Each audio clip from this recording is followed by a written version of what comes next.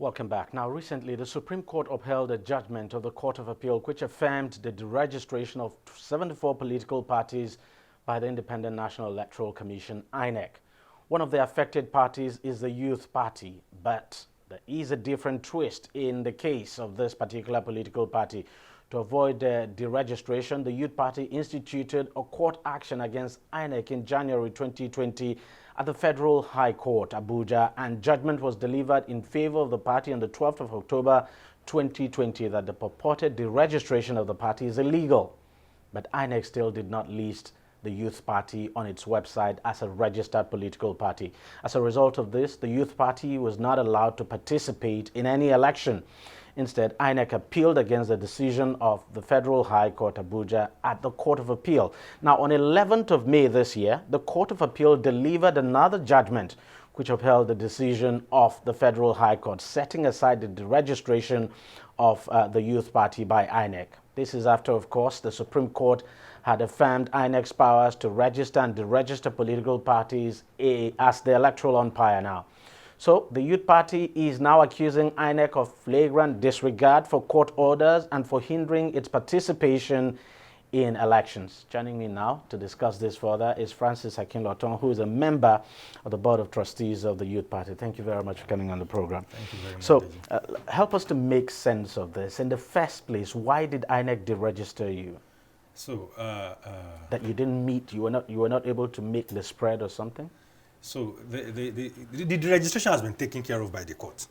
No, we are not a yeah, registered political party. Okay, but why were you deregistered in the first place that necessitated your going to court? So the history started with when we applied to register as a political party in 2016, late 2016. INEC refused to register us. We had to go to court and got a judgment in our favor. They said our name was discriminatory, which it's not. Because there's another, is it young? No, that's not the basis. In fact, we applied for registration before them. The basis was that they said it's discriminatory by section 222 of the Constitution that says the name must not discriminate against a person by gender, by geographical location, by state, ethnic nationality, by religion, and all that. It did not state. And it doesn't affect us because our membership is open to all Nigerians from the age of 18. And we submitted our constitution to them. So it was on the basis of that INEC did register you? No. They refused to register. To register you. And then we went to court. We got judgment in 2017.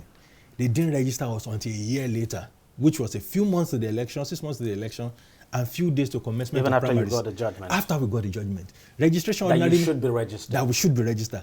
And the electoral act says that you should be registered within 30 days or be informed of the reason why you're not registered. That didn't happen. So it took them almost a year to register us, and they made sure that it was close to the election. Now, while that was going on, they sponsored a bill before the National Assembly for amendment of the Constitution, which now brought in another requirement. Yes, that requirement that you must win 25% of a state in presidential election, win any of the legislative seats, win a ward in local government election. At least one of those conditions would have to be met, yeah. No. And you did not take part in the... We took part, but of course we were handicapped. Because this happened just few months to the election. So, but we fielded 11 candidates for House of Reps and House of Assemblies just to participate. House of Assembly. And none of them won. None of them won. Of course, there was no time. Now, the INEC started making noise about the registering political parties. We went to court. After, of course, they had the Electoral Act had been amended. The Constitution had been amended. Yeah. Now, our argument was that you had tied our hands behind our backs, and then you blame us for not winning the boxing match. So we approached the court. Now, when we approached the court, whilst the matter was pending in court, INEC had been served, INEC had filed its defense.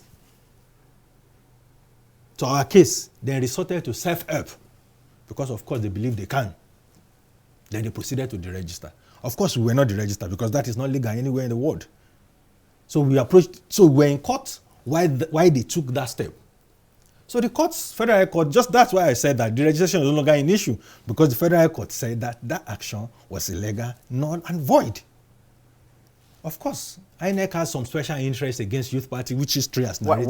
Why? What would be the special interest? Why would INEC be interested? I mean, in your political party? Against our party, not even in our party. Yeah, so against our party. Why that interest? We should just single your party out. We should ask INEC that question, because they've been at it against Youth Party since forever, since before we were birthed, since the idea was conceived. So rather than obeying that judgment of court that says the step you took is wrong, you resorted to self-help, you disregarded the court, you insulted the court, INEC went on appeal. The Court of Appeal upheld the decision of the lower court.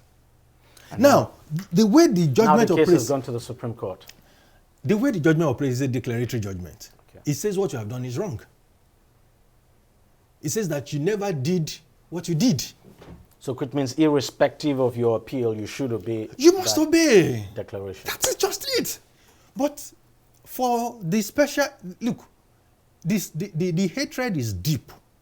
I'm just wondering why INEC would hate your party, single out your party for hatred. Let me give you one instance. And I had a chat or an interaction with Mr. Festus Okoye, the commissioner. The INEC commissioner on voters education and yes, exactly. And but he said he's not aware. I told him, INEC does not accept letters from us. We write INEC a letter that want to participate in this election. They refuse. They return the letters. One letter or so that we're able to get through to INEC. Two letters that we're able to get through INEC. One was served at Oka after we failed to serve them in Abuja. So in all the elections that had been conducted after 2019, your party had not taken part in any of them? And we have made spirited efforts to participate. There were by-elections in Lagos, in Bayelsa, in Zamfara. Your party... INEC refused to allow us participate, despite the fact that we were spirited and were willing to participate in all those elections. We wrote to them to release the requisite forms to us. They refused. In fact, they refused to collect our letters. We proceeded with our primaries, though, but they refused to accept our candidates. Now, local government elections are held all over the country. Yeah, exactly. The ones that I can remember Ondo, I can remember Ekiti. We just had one in Lagos. The one in Lagos we participated because we got court order before the election. Now, for all these local government elections, there was another one in Sokoto. Oh, you mean the Lagos State Electoral Commission actually allowed you to participate because of the court order you got? Exactly. So in Sokoto and the rest, by the time we applied to obtain the forms for us to present our candidates and all the rest, they said they get letters from INEC.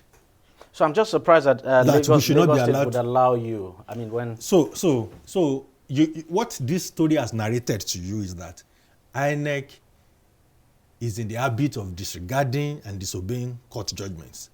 Is in the habit of disregarding the rule of law. Because we will wonder why we were in court, why they had submitted to jurisdiction of the court, they will still proceed to do that action which has been challenged. But Lagos State, like I always say, I'm proud, my wife is from Lagos, so I'm proud to associate with Lagos. Lagos is the center of excellence. The chair of the Lagos State Independent Electoral Commission is a retired chief judge of Lagos State. Yes. So if there is a court order, you would expect that she would obey.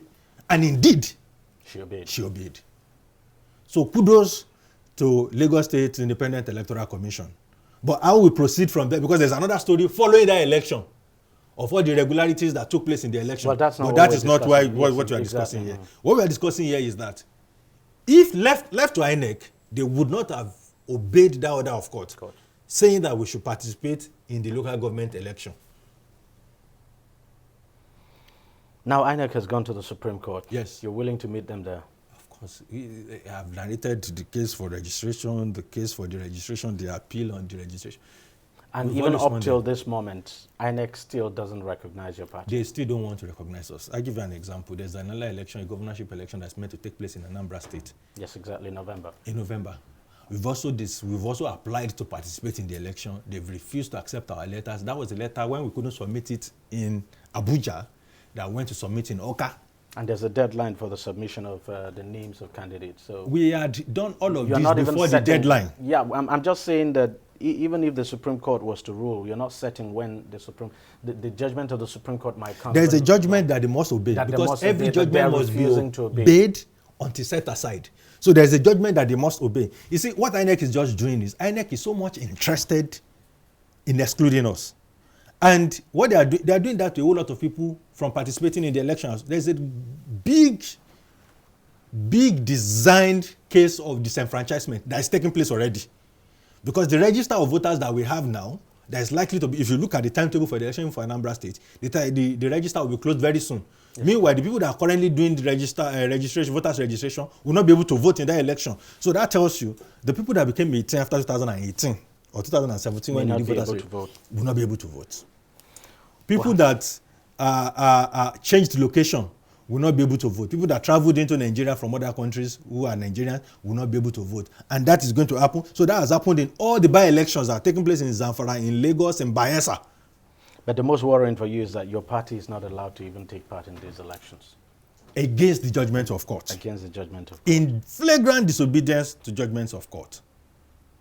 But so your party is still running anyway. We are running. In Anambra State, we are running. We are in court already on the Anambra State matter. And the court has even ordered that INEC should show cause why an order should not be made against them, preventing them from conducting the election to the exclusion of Youth Party and its candidate. And you know the irony of it is that if a political party presents a candidate, INEC cannot disqualify that candidate except they go to court. But now, the party that can present the candidate, you can, by fiat, deregister that political party. It is ironic. Well, it's unfortunate. Let's just wait and see how the case plays out at the Supreme Court. And let's hope that at some point INEC sees the reason without undermining the decision of the we are sure of the position of the law. And that aside, the one that is before you, the judgment that is before you, the declaratory judgment that is before you, that has not been stayed, that has not been reversed by a superior court of record. What have you done with it? So this is INEC, who was in contempt of court, of the Federal High Court, who was in contempt of the Court of Appeal, is now approaching Supreme Court. They say that comes to equity. Must come with clean hands. Must come with a clean hand. Right. INEC is coming with a very filthy hand. Mr. Kinloton, thank you very much for coming on the program. Thank you. See how this plays out. Thank you very much. Well, that's how much we can take on the program this week. We thank you very much for watching. We'll see you again next week. Bye-bye.